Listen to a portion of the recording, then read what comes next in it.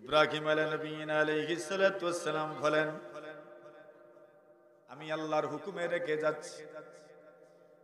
হযরত হাজেরা বলেন, আল্লাহ পাক আমাদেরকে ধ্বংস করবেন না।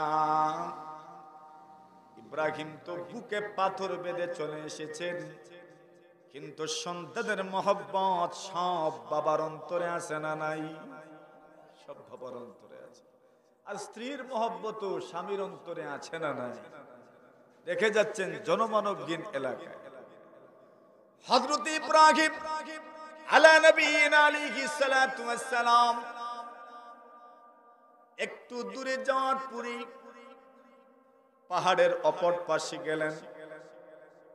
ওই দিক থেকে আর হাজরাকে দেখা যায় না, সন্তানকেও দেখা যায় না। এইবার ইব্রাহিম আলাইহিস সালাতু ওয়াস সালাম চেহারাটা ফিরাইলেন আর দোয়া করলেন, আয় আল্লাহ, আমি আমার পরিবার পরিজন, আমার সন্তান, আমার স্ত্রী এমন একটা এলাকায় রেখে যাচ্ছি যে এলাকাতে কোনো উদ্ভিদ নাই, কোনো ঘাস নাই, কোনো গাছ নাই, কোনো ফল ফসল নাই, কোনো মানুষ নাই। এমন একটা এলাকায় আমার সন্তান আর আমার স্ত্রীকে আমি রেখে যাচ্ছি। কেন রেখে যাচ্ছি? একমাত্র কারণ হলো রব্বানা লিয়ুকিমুস সালাত।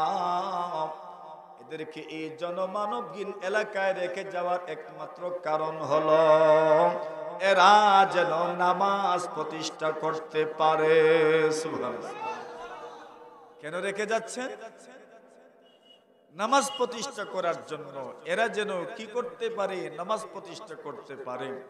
এবার নামাজ তো প্রতিষ্ঠা করবেন, তো নামাজ কি এমনিতেই প্রতিষ্ঠা করতে পারবেন? এদের থাকা খাওয়ার ব্যবস্থার দরকার আছে না নাই? থাকা খাওয়ার ব্যবস্থার দরকার আছে। ইব্রাহিম আলাইহিস সালাতু ওয়াস সালাম দোয়া করলেন, আয় আল্লাহ, দুনিয়ার বিভিন্ন অঞ্চলের মানুষদেরকে আপনি মক্কায় বসবাস করার জন্য এদেরকে মানসিকভাবে আপনি প্রস্তুত করে দেন। ইব্রাহিম আলাইহিস সালাতু ওয়াস সালাম ইসমাঈলকে বললেন, ইসমাঈল, আল্লাহ আমাকে আদেশ করেছেন আল্লাহর ঘর নির্মাণ করার জন্য। কিসের জন্য? আল্লাহ আমাকে আদেশ করেছেন আল্লাহর ঘর নির্মাণ করার জন্য। এক টিলার দিকে ইঙ্গিত করলেন আর বলেন ওইখানে আল্লাহর ঘর নির্মাণ করতে হবে। নূহ আলাইহিস সালাতু ওয়াস সালামের বন্যার পরে ওই ঘর, আল্লাহর ঘর মাটির নিচে চলে গেছে, ধ্বংসাবশেষ শুধু হয়তো টিকে আছে। ওই টিলার দিকে ইঙ্গিত করে বললেন ওই টিলাতেই আমাদেরকে আল্লাহর ঘর নির্মাণ করতে হবে। ইসমাঈল নবী বলেন, আমি তো উপস্থিত, আপনি আল্লাহর পক্ষ থেকে যা নির্দেশিত হবেন প্রত্যেকটা কাজ করতে আমি আপনাকে পূর্ণ সাহায্য সহযোগিতা করব। ইসমাঈল নবী বলেন, আমি আপনাকে সহযোগিতা করার অঙ্গীকার করলাম, ঘর নির্মাণ করবেন আল্লাহর ঘর, আমি আপনাকে সাহায্য করব। হযরত ইসমাঈল আলাইহিস সালাতু ওয়াস সালাম উনি পাথর এনে দিচ্ছেন, ব্যবস্থা করে দিচ্ছেন, আর হযরত ইব্রাহিম আলাইহিস সালাতু ওয়াস সালাম নিজে আল্লাহর পয়গম্বর ইব্রাহিম আলাইহিস সালাতু ওয়াস সালাম মিস্ত্রির কাজ করছেন। আস্তে আস্তে আল্লাহর ঘর নির্মাণ করতে লাগলেন। নির্মাণ করতে করতে করতে করতে করতে অনেক উপরে যখন উঠে গেল, এখন আর নিচের থেকে কাজ করতে পারেন না। ইসমাঈলকে বললেন পাথর নিয়ে আসো। ইসমাঈল পাথর নিয়ে আসলেন। এই পাথর যেই স্থানে ছিল, যেই স্থানে দাঁড়িয়ে আল্লাহর ঘর নির্মাণ করেছেন, ওই স্থানকেই মাকামে ইব্রাহিম বলেন। আল্লাহ বলছেন মাকামে ইব্রাহিমেও নামাজ পড়ো, 2 রাকাত নামাজ আদায় করো, মাকামে ইব্রাহিমেও নামাজ আদায় করো। আল্লাহর 2 পয়গম্বর আল্লাহর ঘর বানিয়েছেন, মসজিদ নির্মাণ করেছেন।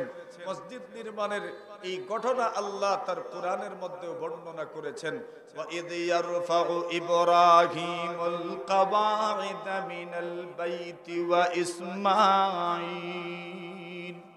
আল্লাহ বলেন, হে রাসূল, স্মরণ করুন সেই দিনের কথা যেই দিন ইব্রাহিম এবং ইসমাঈল আল্লাহর ঘরের স্তম্ভ কুঠি সমুন্নত করেছিলেন।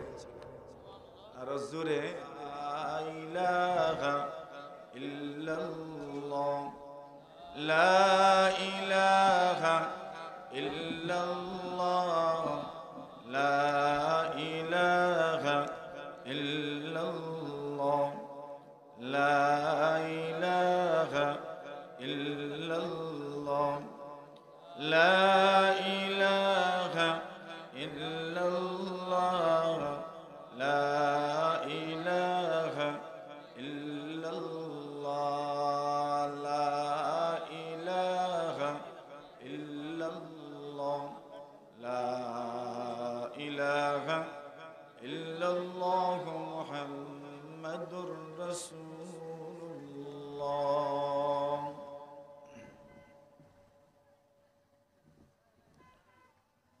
ঐতিহ্যবাহী বাজার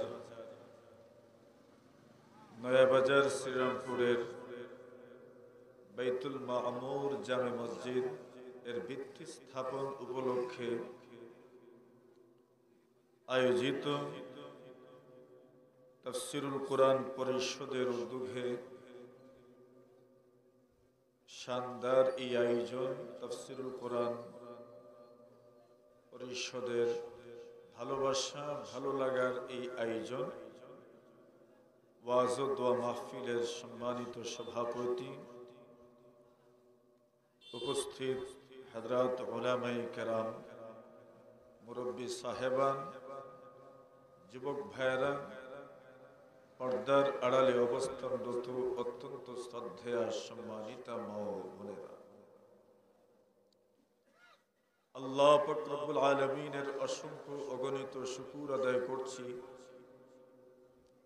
যিনি আজকের এই মহতী মাহফিলে আপনাকে আমাকে উপস্থিত হওয়ার তৌফিক দান করেছেন।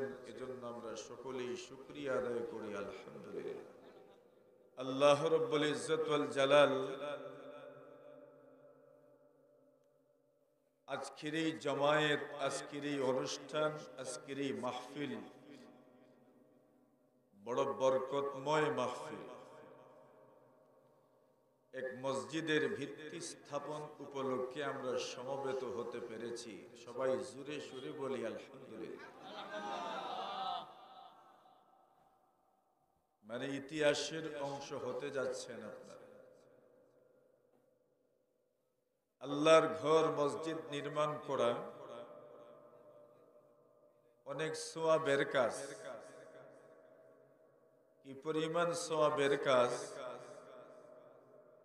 হযরত রাসূলুল্লাহ সাল্লাল্লাহু আলাইহি ওয়াসাল্লাম বলেন, মান বানা লিল্লাহি মসজিদান, কোন মানুষ যদি আল্লাহকে সন্তুষ্ট করার জন্য আল্লাহর ঘর মসজিদ বানায়, রাসূলুল্লাহ সাল্লাল্লাহু আলাইহি ওয়াসাল্লাম বলেন, বানাল্লাহু লাহু বাইতান ফিল জান্নাহ, আল্লাহ এই মহান ব্যক্তির জন্য জান্নাতের মধ্যে একটা ঘর বানান। এখানে আমরা যারা আছি আমাদের কারো পক্ষে কি সম্ভব যে একটা মসজিদ বানিয়ে ফেলা? বেশিরভাগের পক্ষে সম্ভব নয়। তো এর মানে কি যারা একটা মসজিদ বানাবেন তারাই সওয়াব পাবেন?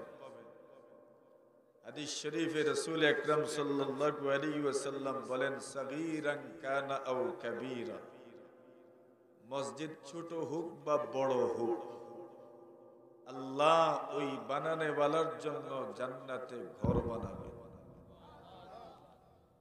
এখন ছোট যে পরিমাণ তো জানার দরকার। রাসূল আকরাম সাল্লাল্লাহু আলাইহি ওয়াসাল্লাম বলেন, ওয়ালাউ কাম মাফহাসি কাতাতিন, যদিও আমাদের দেশে সবচেয়ে ছোট পাখির নাম কি? চড়ুই পাখি, ছড়া। আল্লাহর রাসূল বলছেন, চড়ুই পাখির বাসার মতো, ফিঞ্জিরার মতো যদি কেউ একটা মসজিদ বানায়, আল্লাহ তার জন্য জান্নাতে ঘর বানাবে।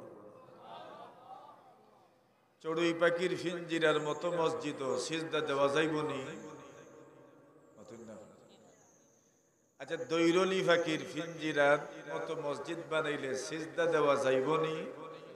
এর মানে রাসূলুল্লাহ ছোট বুঝাইলেন আর কি। মানে কেউ যদি এত ছোট এই পরিমাণও যদি সে বানায় চেষ্টা করে, আল্লাহ তাকেও বঞ্চিত করবেন না, তার জন্য আল্লাহ জান্নাতে বাংলা ঘর বানাইবেন। এর মানে হলো প্রত্যেকে যার যার তৌফিক মতো যদি আল্লাহর ঘর মসজিদ বানায়।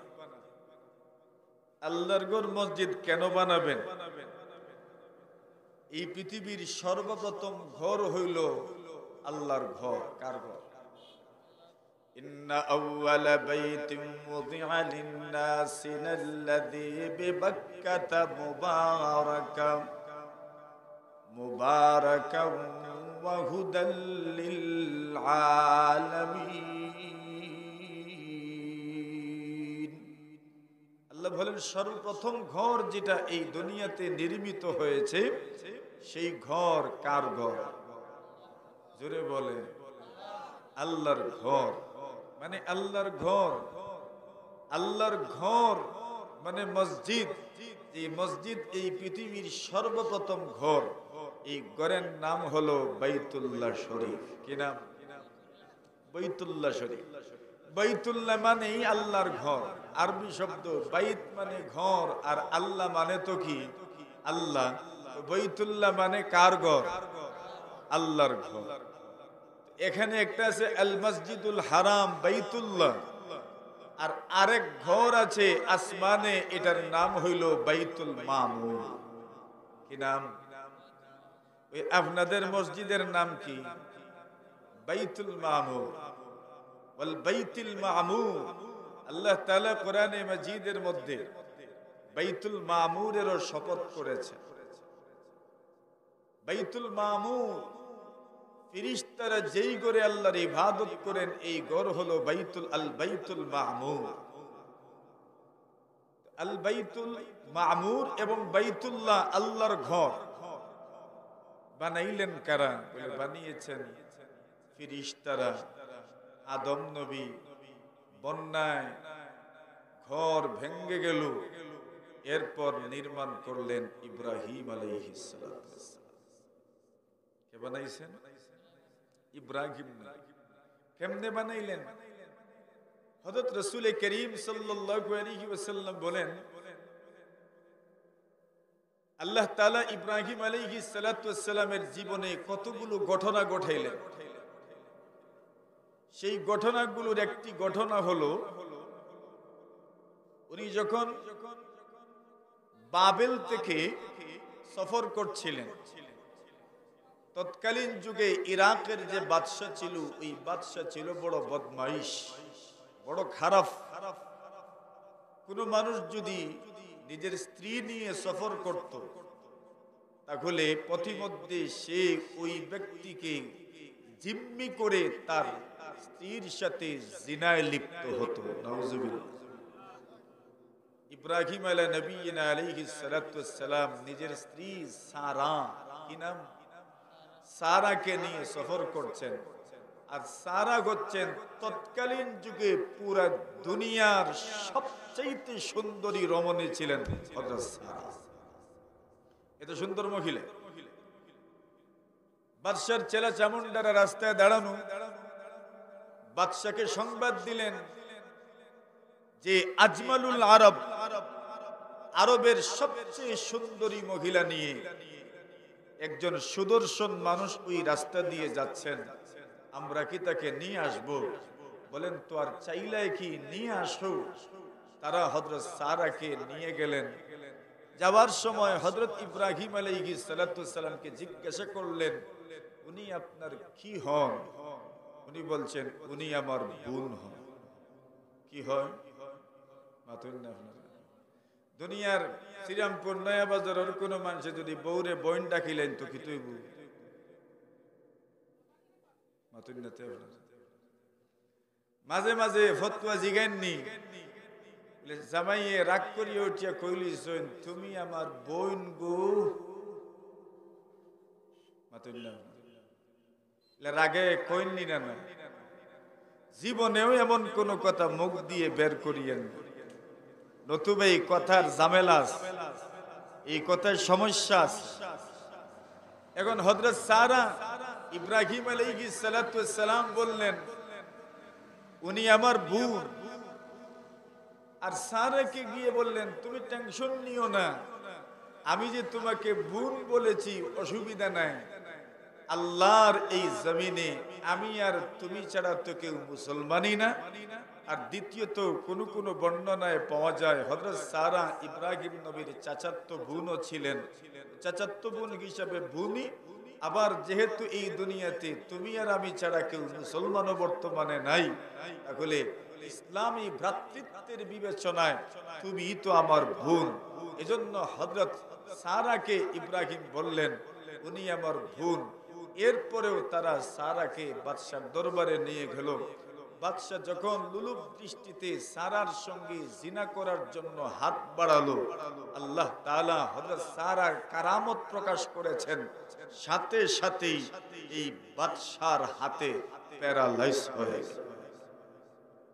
হাত এমন ভাবে কাঁপতে শুরু করলো, সামনের দিকে আর বাড়াতেই পারে না, নিজেও সামনের দিকে অগ্রসর হতে পারে না। আল্লাহর বান্দা চিন্তা করলো, এই কঠিন পরিস্থিতি থেকে ওই মহিলা যদি দুয়া না করে, তাহলে আমার ওই পরিস্থিতি থেকে বের হয়ে আসার কোনো সুযোগ নেই। নিরুপায় হয়ে সারার সামনে কান্নারত অবস্থায় বললেন, আমি মাফ চাই তোমার কাছে, তুমি আমার জন্য দোয়া করো, আল্লাহ যেন আমার অবস্থার পরিবর্তন করে দেন। হযরত সারা আল্লাহর কাছে দোয়া করলেন, আল্লাহ তাআলা তাকে সুস্থ করে দিলেন। সুস্থ হওয়ার পরে আবার সারার দিকে কুদৃষ্টিতে তাকিয়ে সারা আলাইহিস সালাতু ওয়াস সালামের সাথে জিনা করার জন্য, বদতমিজি করার জন্য হাত বাড়াইলো। আল্লাহ পাক আবার তার হাত অবশ করে দিলেন। আবার সারার কাছে নিরুপায় হয়ে দোয়া চাইলো। সারা দোয়া করলেন, আল্লাহ তাকে সুস্থ করলেন। আবার সে সুস্থ হওয়ার পরে সারার সাথে সব ধরনের বদতমিজি করার চেষ্টা করলো। আবার তার হাত অবশ হয়ে গেল। নিরুপায় হয়ে সারার সামনে আত্মসমর্পণ করে দোয়া চাইলো। দোয়া করলেন, আল্লাহ সুস্থ করে দিলেন। এইবার বিরক্ত হয়ে বাদশা বলে, যাও একে নিয়ে আমার সামনে থেকে, মানুষ লইয়া আইসনি না শয়তান লইয়া আইছো। সুবহানাল্লাহ। মানুষ লইয়া আইসনি না জিন্নাত লইয়া আইছো। এর দিকে হাত বাড়াইলেই হাত অবশ হয়ে যায়, এটা মানুষ না জিন্নাত মনে হয়। সুবহানাল্লাহ। সারা চলে গেলেন। ইব্রাহিম নবী তো পেরেশান, কি হচ্ছে ভিতরে। অর্থাৎ সারা বললেন, কিছুই হয় নাই, আল্লাহ আমার পবিত্রতা রক্ষা করেছে। বাদশাহ সারার এই কারামত দেখে হাজেরাকে হাদিয়া দিলেন। কারে হাদিয়া দিছেন বুঝা যায়নি মা না? আওয়াজ কম বুঝা যায়, পুরা বুঝা যায়। কারে হাদিয়া দিছ? হাজেরারে। ফাআখদামাহা, হাজার, হাজারাকে হাদিয়া দিলেন। এখন প্রশ্ন হইল, হাজেরা কি ছিলেন? স্বাধীন কোন মহিলা নাকি বাদী ছিলেন, দাসী ছিলেন? মুফাসসিরিনে কেরাম এবং মুহাদ্দিসিনে কেরামদের বেশিরভাগের মত হলো হযরত হাজেরা শুধু স্বাধীন মহিলাই ছিলেন না, কেউ তো বলছেন হযরত হাজেরা বাদশার মেয়ে ছিলেন, শাহজাদি। তো শাহজাদিকে হাদিয়া দিলেন। সারা হাজেরাকে নিয়ে আসলেন। বয়স তো কম হইল না। হযরত ইব্রাহিমের ঘরে কোনো সন্তান নাই, সারার ঘরে সন্তান নাই। সারা আর ইব্রাহিম দম্পতির ঘরে এখন পর্যন্ত কোনো সন্তান নাই। সন্তান যেহেতু নাই, স্বামীর মনে মনে একটা সন্তান যদি হইতো, স্ত্রীর মনে মনে একটা সন্তান যদি হইতো, কতই না ভালো ছিল। সন্তান তো আর হয় না। সারা নিজের থেকে প্রস্তাব দিলেন, আমাকে বাদশাহ যেই হাজেরা যেই বালিকাকে হাদিয়া দিয়েছেন, আমি ওই বালিকার সাথে আপনাকে বিয়ে পড়াইয়া দিতে চাই। সুবহানাল্লাহ বলে বিয়ে হই যায়। আর সুবহানাল্লাহর আওয়াজে বোঝা যায় কোনো খুঁজই নাই আপনারা। আরো জোরে সোরে। হযরত হাজেরা উনি বালিকা, তাও হাদিয়াকৃত। কেউ তো বলছেন শাহজাদি, কেউ তো বলছেন স্বাধীন একজন মেয়ে। ওনাকে হাদিয়া দিয়েছেন। সারা বলেন আমি হাজেরাকে আপনার সাথে বিয়ে পড়াইয়া দিলাম, আপনার স্ত্রী হচ্ছেন হাজেরা। আল্লাহ পরবর্তীকারে আলম এই হাজেরার গড়ে ইব্রাহিম নবীর প্রথম সন্তানের জন্ম দিলেন। বলেন নাম? মাশাআল্লাহ, কি নাম? হযরত ইসমাঈল আলাইহিস সালাতুস সালাম। কি তা মনে করেন আপনারা সারার গড়ে এতদিন থেকে সন্তান নাই, আর হাজেরাকে যাকে উনি বিয়ে পড়াইয়া দিলেন ওই হাজেরার গড়ে সন্তান। মহিলা হিসেবে একটু না হইলেও মনে মনে কিছু আশার কথা নিনা না, মনে মনে তো একটু আসলো, আরে আমার একটা সন্তান হইল না আর হাজেরার গড়ে সন্তান হইল। মনে মনে একদিকে তো আল্লাহর শুকরিয়া আদায় করছেন, কিন্তু শেষ পর্যন্ত নারী তো আর নিজের অসম্পূর্ণতার কথা তো সবসময়ই স্মরণ হয়। কার না স্মরণ হয়? সবারই তো স্মরণ হয়। যদিও অন্যের এই প্রাপ্তির ব্যাপারে হিংসা নাই, কিন্তু নিজের অপ্রাপ্তির একটা কষ্ট আছে না নাই? নিজের অপ্রাপ্তির একটা কষ্ট তো আছে, অন্যের প্রাপ্তির ব্যাপারে কোনো হিংসা থাকে না, কোনো হিংসা নাই, কোনো হিংসা নাই। মনে করেন নিজের অপ্রাপ্তি, নিজের অসম্পূর্ণতার একটা দুঃখ আছে না নাই? একটা দুঃখ আছে।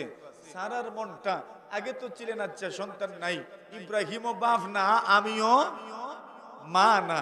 এখন উনি তো মা ঠিকই না, ইব্রাহিম তো কি হয়ে গেলেন? বাবা হয়ে গেলেন। সারা পড়ে গেলেন একা। তো কি হলো? হযরত সারা এই অবস্থা থেকে যেন নিজেকে বের করে নিয়ে আসতে পারছেন না, সব সময় মনক্ষুণ্ণ দেখা যায়। আর ওই সময়ই আল্লাহর পক্ষ থেকে হুকুম আসলো, ও ইব্রাহিম, তোমার সন্তান এবং তোমার স্ত্রীকে আর তুমি তোমার এলাকায় রেখো না, ইরাকে রেখো না, বাবেলে রেখো না, বরং তুমি তোমার সন্তান আর তোমার স্ত্রী সহ হিজরত করো। কি করো? হিজরত করো। হিজরত করবেন কোথায়? আল্লাহ জায়গাও বললেন না অমুক জায়গায় হিজরত করো, বললেন সফর করতে থাকেন, করতে থাকেন, করতে থাকেন, করতে থাকেন। ওনারাও আল্লাহর নামে সফর শুরু করলেন। সাথে আর কি বা ছিল? একটা ব্যাগের মধ্যে, থলির মধ্যে কিছু খেজুর ছিল, আর একটা পানির পাত্রে কিছু পানি ছিল। বাস এতটুকুই। যেতে যেতে যেতে যেতে মক্কাতুল মুকাররমা। কোন জায়গায়? কোন জায়গায়? মক্কা মুকাররমা।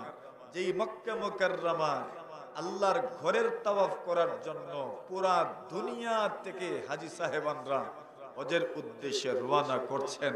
আল্লাহ তাদের হজকে যেন কবুল করেন, বলেন আমিন। সেই মক্কাতুল মুকাররমায় আল্লাহর হুকুমে হাজেরা আর ইসমাইলকে রেখে আসবেন। এখনো ইসমাইল কুলের শিশু, দুধের শিশু, দুধ পান করেন, কুলে থাকেন, হাঁটতে পারেন না, বসতেও পারেন না। হযরত হাজেরা আর ইসমাইলকে দুজনকে রেখে আসবেন আল্লাহর ঘরের পাশে। রেখে তো আসছেন আল্লাহর ঘরের পাশে, দূরে একটা টিলার মধ্যেই আল্লাহর ঘর। ওইটা ওই দিন পর্যন্ত ঢাকা ছিল মাটি দিয়ে। আর একটু দূরেই এক পাহাড়ের পাদদেশে হযরত হাজেরা এবং ইসমাইলকে রেখে আসলেন। আল্লাহ পরবর্তীকারে আলমের হুকুমে ইব্রাহিম নবী তো চলে আসছেন। পিছন থেকে হাজেরা জিজ্ঞাসা করলেন, যাও হো। সুবহানাল্লাহ। তো যাও হো। হযরত ইব্রাহিম আলাইহিস সালাতু সালাম আর কোনো উত্তর দেন না। হাজেরা মনে মনে ভাবেন, স্বামী উত্তর দেন না কেন? যাচ্ছেন কোথায়? আর রেখে যাচ্ছেন আমাদেরকে এমন এক জায়গায় যেখানে পানিও নাই, মানুষও নাই, কিচ্ছুই নাই। এমন একটা স্থানে রেখে যাচ্ছেন, একটা গাছের নিচে আমাদেরকে রেখে যাচ্ছেন। জিজ্ঞাসা করলেন কোথায় যাচ্ছেন? উনি কোনো উত্তর দেন না। আইনা তাযহাবু ওয়া তাতরুকুনা, যাচ্ছেন কোথায়?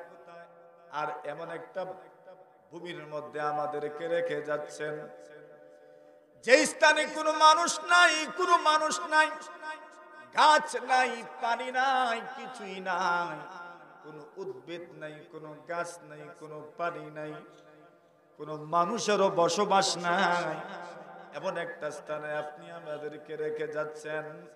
ইব্রাহিম নবী কোনো উত্তর দেন না, পিছনে ফিরে তাকানো না। এমন সময় হাজেরা আলাইহিস সালাতু ওয়াস সালাম ইব্রাহিম নবীকে ডাক দিয়ে বলেন, ওগো আল্লাহর নবী ইব্রাহিম, আপনি যে আমাদেরকে রেখে যাচ্ছেন, এটা কি আপনার মন মতো, আপনার মনের চাওয়ায় রেখে যাচ্ছেন, নাকি আল্লাহর হুকুমে রেখে যাচ্ছেন? এমনিতে ইব্রাহিম আলাইহিস সালাতু ওয়াস সালাম জবাব দেন, আমার মন মতো রেখে যাচ্ছি না, বরং আমি আমার মহান আল্লাহর হুকুমে রেখে যাচ্ছি। কার হুকুমে? আচ্ছা, এই কথাটা শোনার পরে হযরত হাজেরার প্রতিক্রিয়াটা কেমন ছিল?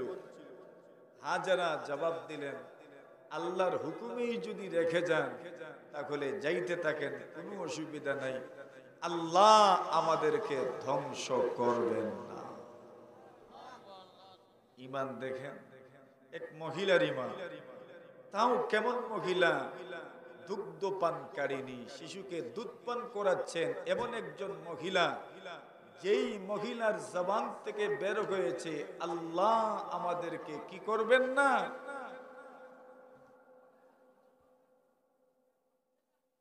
কোন এখন থেকে কালেকশন করতাম না পরে।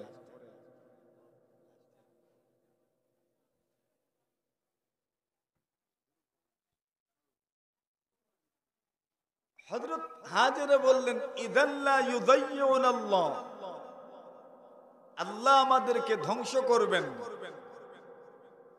আল্লাহ ধ্বংস করবেন না, ইয়াকিন তো দেখেন, বিশ্বাস তো দেখেন, ঈমান তো দেখেন, একজন মহিলার ঈমান, তাও কুলের শিশু সাথে।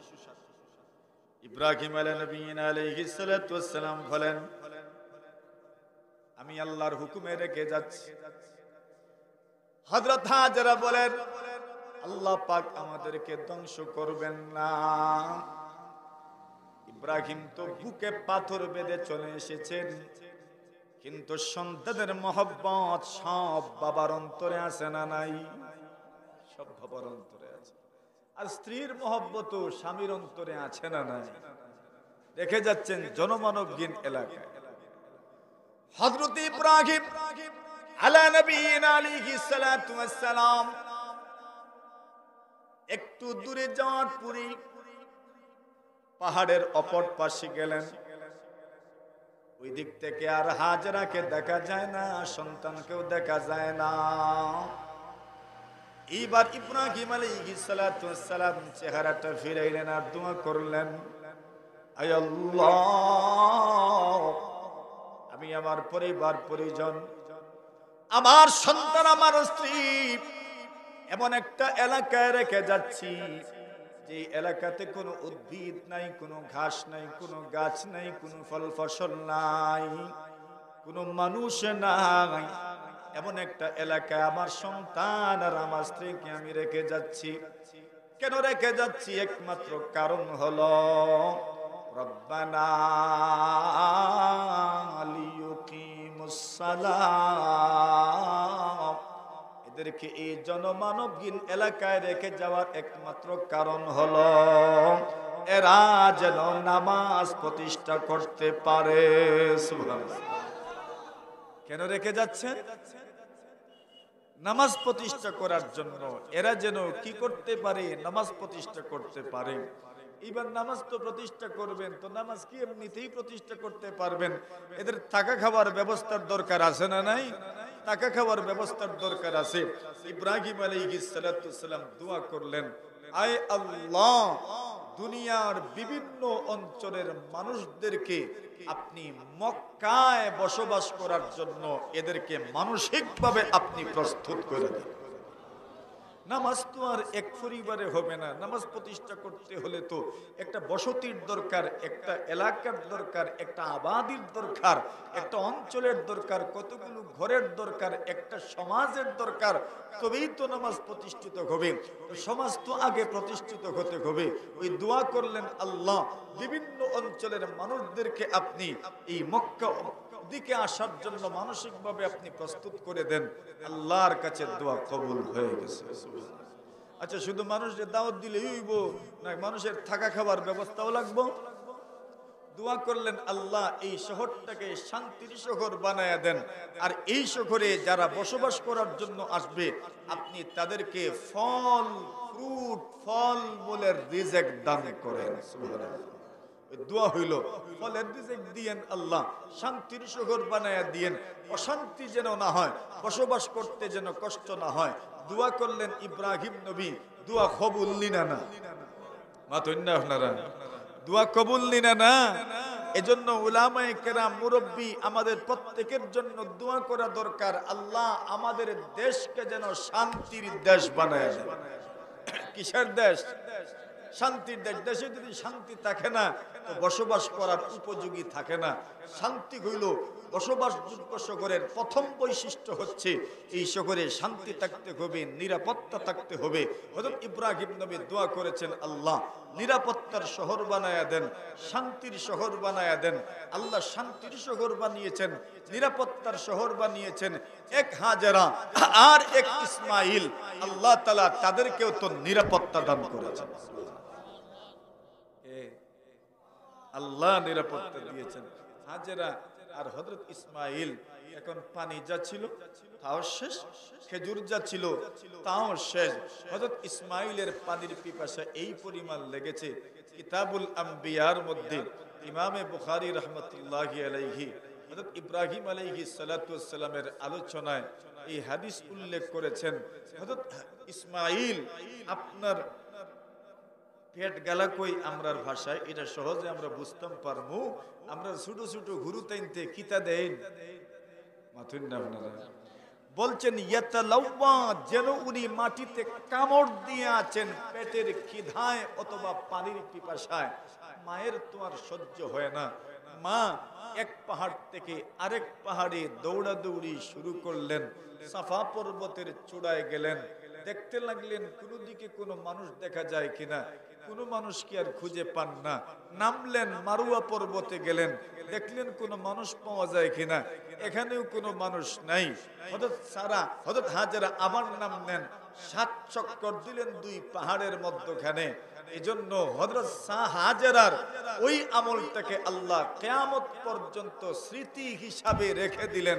আজি সাহেবানরা হজে গেলে এই 2 পাহাড়ের মধ্যখানে 7 চক্কর দেন। কত চক্কর? 7 চক্কর। হযরত হাজেরার ওই আমলটা আল্লাহর কাছে এত পছন্দ হইছে, আমলটাকে আল্লাহ তাআলা স্মৃতি হিসাবে রেখে দিলেন। হাজেরা 7 চক্করের পরে যখন ইসমাইলের কাছে আসলেন, আসার পরেই দেখেন ইসমাইলের কাছেই একজন ফেরেশতা উপস্থিত। আর জোরে কোন আল্লাহর ফেরেশতার আইন নেই মাতুন না আপনারা। ইন্নাল্লাযীনা ক্বালু রাব্বুনাল্লাহ সুম্মা ইসতাকামু তাতানাজ্জালু আলাইহিমুল মালাইকাতু আল্লা তাখাফু ওয়া লা তাহজানু ওয়া আবশিরু বিল জান্নাতিল্লাতী কুনতুম তুআদুন। আল্লাহ বলেন, নিশ্চয়ই যারা বলে আমাদের রব আল্লাহ,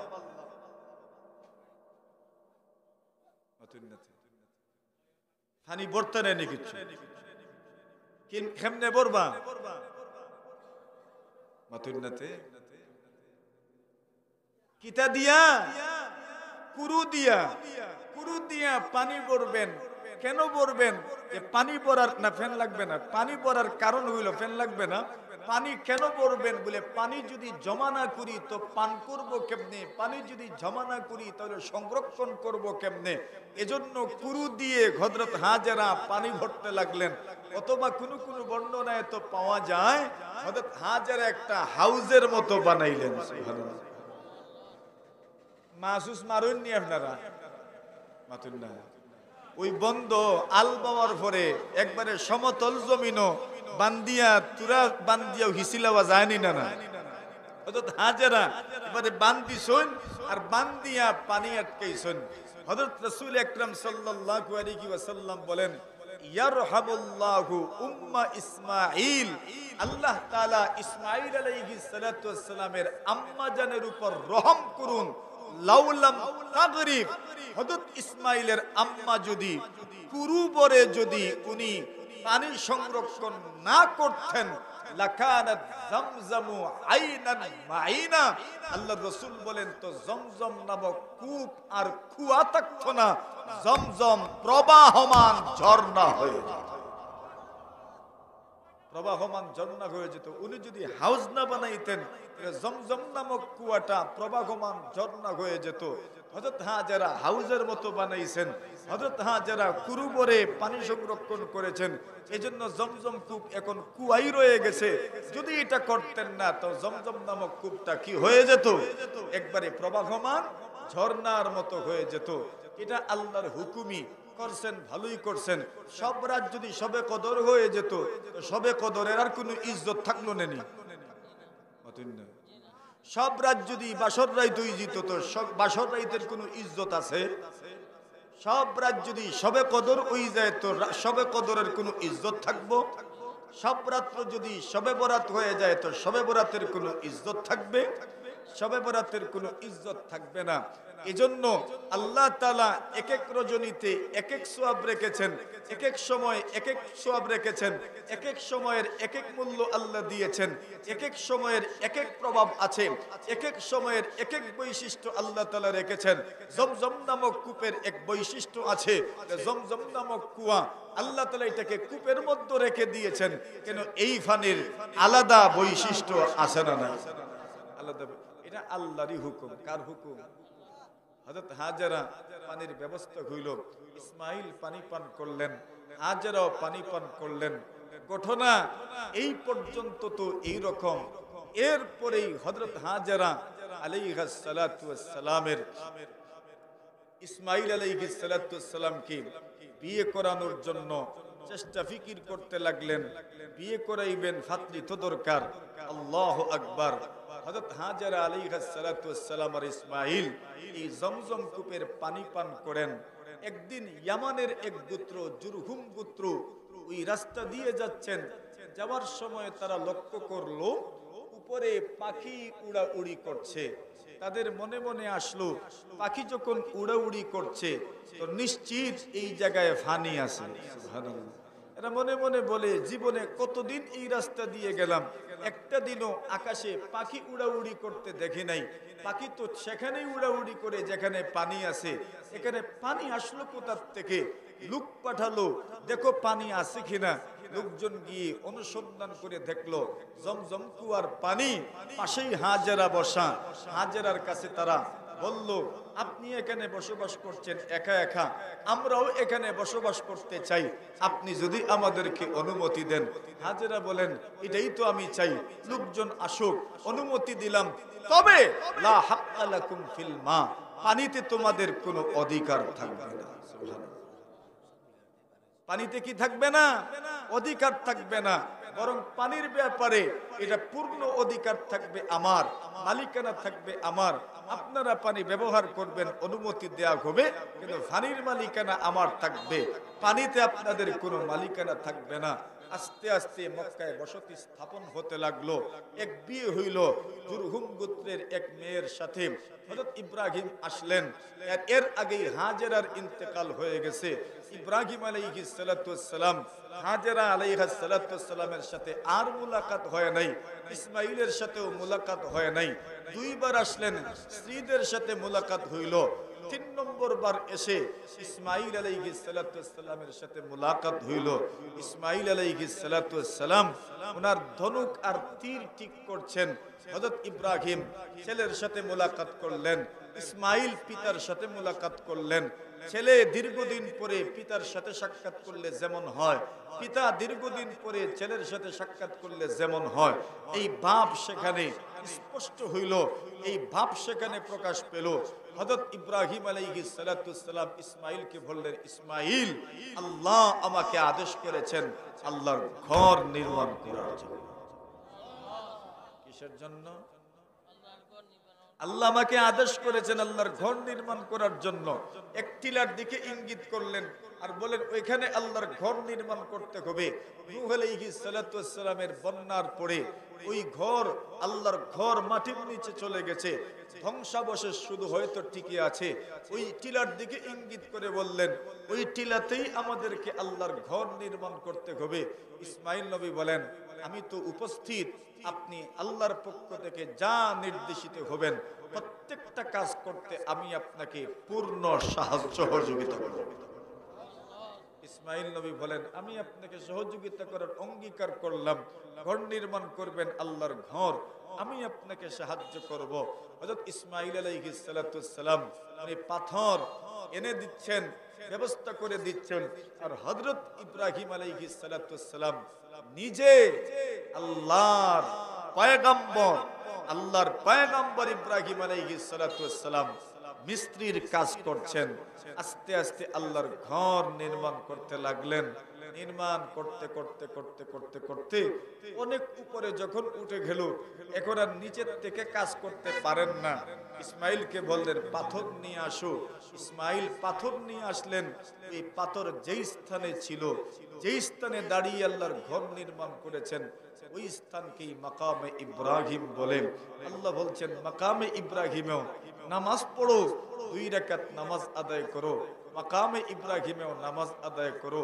আল্লাহর 2 পয়গম্বর আল্লাহর ঘর বানিয়েছেন, মসজিদ নির্মাণ করেছেন। মসজিদ নির্মাণের এই ঘটনা আল্লাহ তার কোরআনের মধ্যে বর্ণনা করেছেন। ওয়া ইয ইয়ারফাউ ইব্রাহিমুল কাওয়াইদা মিনাল বাইতি ওয়া ইসমাঈল। আল্লাহ বলেন হে রাসূল স্মরণ করুন সেই দিনের কথা যেই দিন ইব্রাহিম এবং ইসমাঈল আল্লাহর ঘরের স্তম্ভ কুঠি সমুন্নত করেছিলেন। আর জোরে আপনারাও আজকে কিতা করতা আল্লাহর ঘরের কুঠিত কিতা দিতা, মশলা দিতা। ওয়া ইয ইয়ারফাউ ইব্রাহিমুল কাওয়াইদা মিনাল বাইত ওয়া ইসমাঈল। আল্লাহ বলেন স্মরণ করুন সেই দিনের কথা যেই দিন ইব্রাহিম এবং ইসমাঈল দুজন আল্লাহর ঘরের কুঠি স্তম্ভ সমুন্নত করছিলেন। ভিত্তি স্থাপন করে আস্তে আস্তে আল্লাহর ঘরের কুঠি স্তম্ভ ওগুলো সমুন্নত করেছিলেন, নির্মাণ কাজ করছিলেন। করতে করতে একদিন তো শেষ হইছে,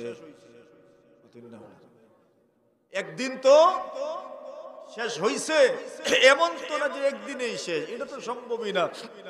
একদিন তো শেষ হইছে। শেষ হওয়ার পরে দুজন আল্লাহর কাছে দোয়া করলেন, রব্বানা তাকাব্বাল মিন্না ইন্নাকা আনতাস সামিউল আলিম।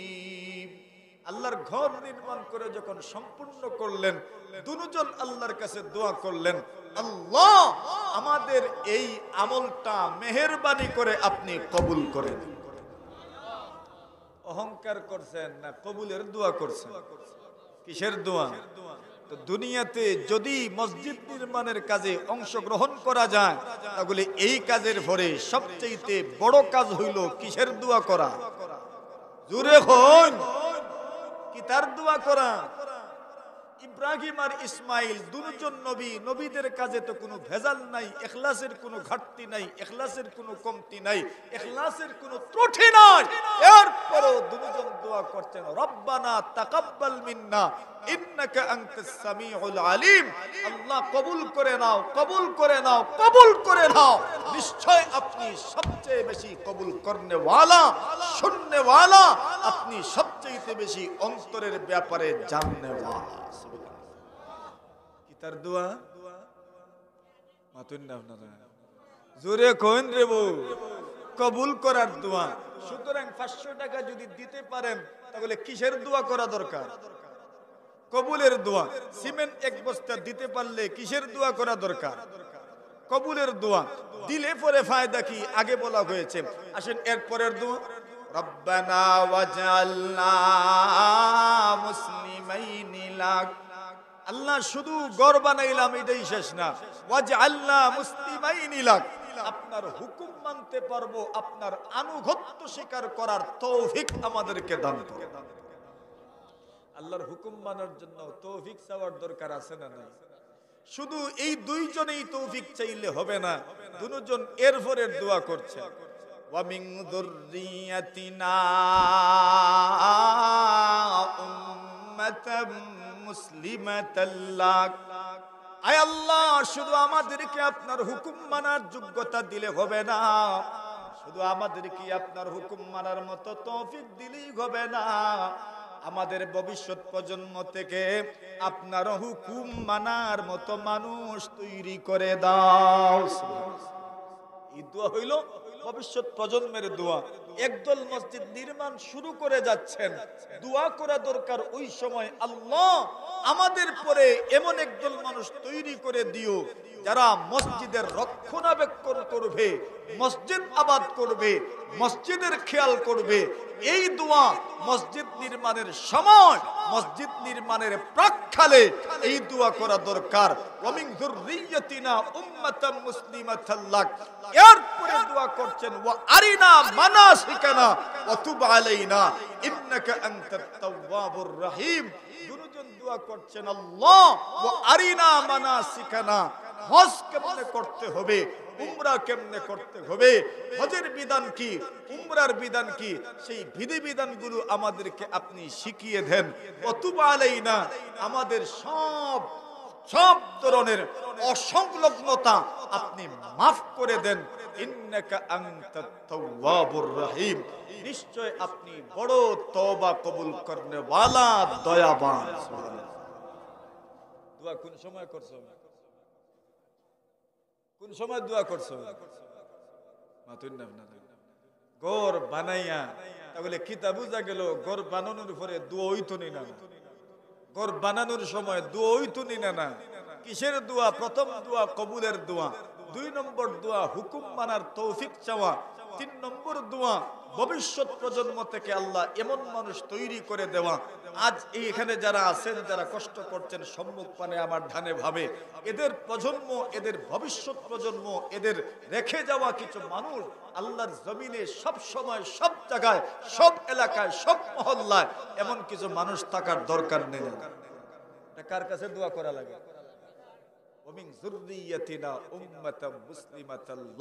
আল্লাহ আমাদের ভবিষ্যৎ প্রজন্ম থেকে এমন মানুষ তৈরি করে দিও। সৈয়দ সাহেবের পক্ষ থেকে নিয়ে যাও, আমার সৈয়দ সাহেবের পক্ষ থেকে নগদ 500, খুশি নি আপনারা? মাতুন্নাতে আপনারা আলহামদুলিল্লাহ কইন, দিবানে দেওয়ার সময় তো দিতেই থাকবা ইনশাআল্লাহ।